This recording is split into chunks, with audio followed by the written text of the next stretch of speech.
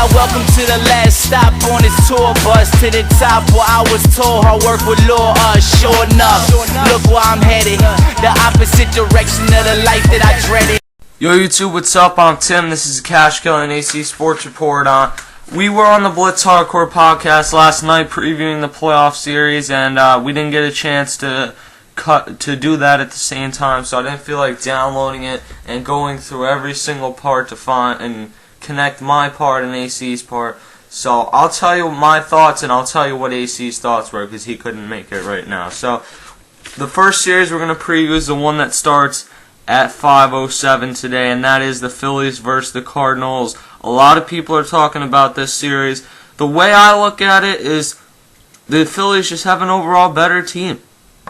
If you look at the lineup, they're pretty even. I will give you that. But things about the Cardinals don't look as hot right now because Matt Holliday's banged up, Rafael Furcal's banged up. And that really puts a lot of pressure on guys like Lance Berkman and Albert Pujols.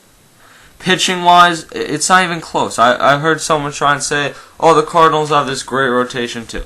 Kyle Lohse pitching game 1 is a good pitcher. Roy Halladay pitching game 1 is a Hall of Famer.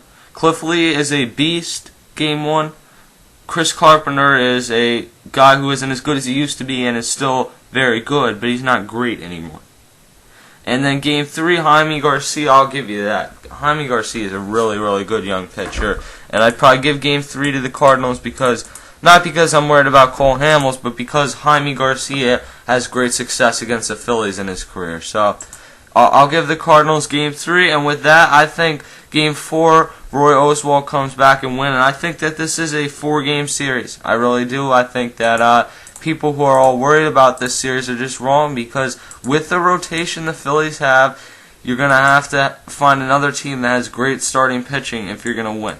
Pitching beats great hitting in the playoffs, and I think that is what makes the Phillies so lethal. And that's what makes the Brewers not as lethal as everyone's saying, is because they don't have the elite pitching that the Phillies have. That's what made the Giants so good last year. And to win a World Series, you don't necessarily have to have that great pitching, because the Phillies didn't have it in '08.